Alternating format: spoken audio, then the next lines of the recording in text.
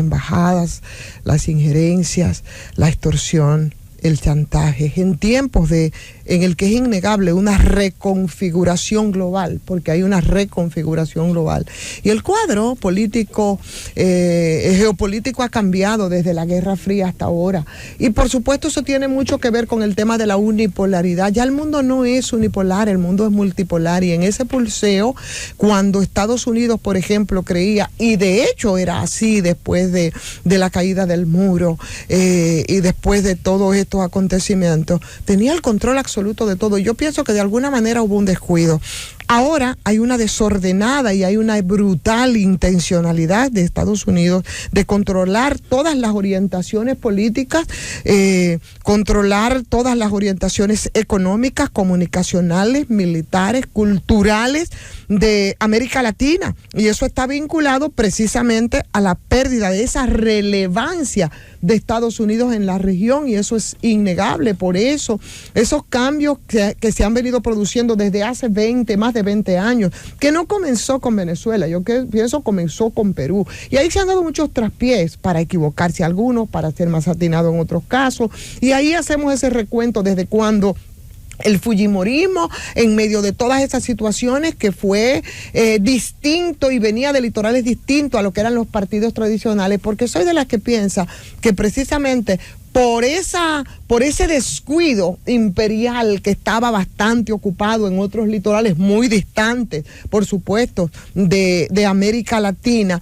Bueno, pues ahí se fue produciendo en los países, en los partidos tradicionales, señores, una situación de crisis. Y díganme si no estaban en crisis el COPEI y no estaba en crisis Acción Democrática en Venezuela. Y si la corrupción no permeaba a Venezuela de manera extraordinaria, con una pequeña oligarquía que era que tenía el control absoluto de las grandes riquezas de Venezuela.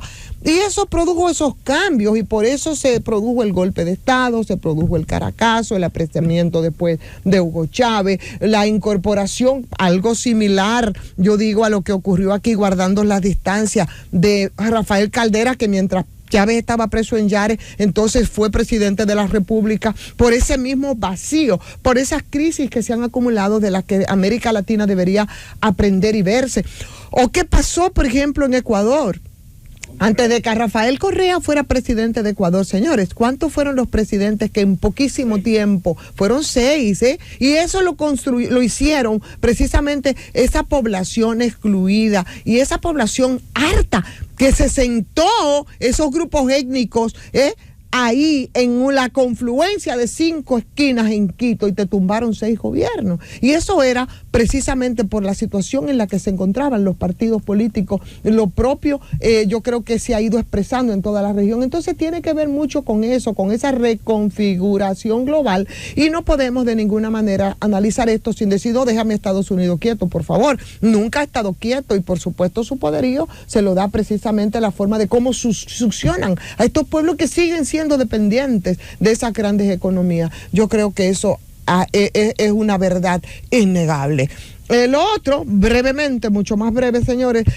Wow, qué difícil, ¿no? Cada vez que nosotros venimos de un feriado, las imprudencias, el uso de las motocicletas de nuevo fue protagonista ahora, evidente durante las 2 fases de este periodo de Navidad ahora, según dice el Centro de Operaciones de Emergencia en su balance, de nuevo protagonistas, y la mayoría de los accidentes se produjeron precisamente por la imprudencia. La mayoría de los fallecidos se produjo en accidentes en los que tuvieron personas que se movilizaran en esos motores. Y bueno, es un dolor de cabeza, porque también sirven para el desplazamiento, para la delincuencia, pero igual como ocurre con los entaponamientos y con otros malestares que tenemos que sortear los ciudadanos de este país todos los días en las calles de Dios, tiene que ver con la ausencia de un transporte público alternativo, organizado, que sea realmente una alternativa para la descongestión, para el tema de los parqueos, absolutamente para la disminución de la delincuencia,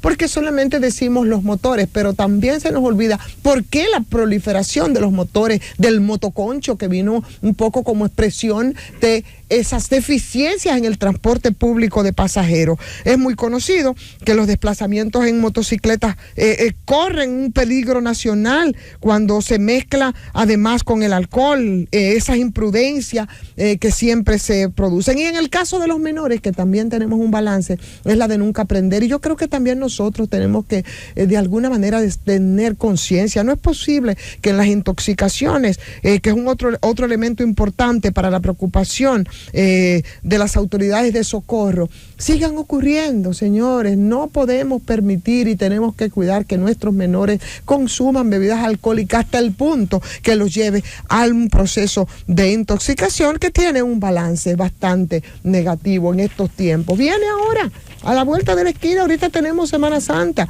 y volvemos con los balances de personas muertas, de accidentes por motocicleta, de niños, niñas y menores por intoxicaciones. Empecemos a reflexionar, asimilemos la experiencia y vamos a cambiar las estadísticas.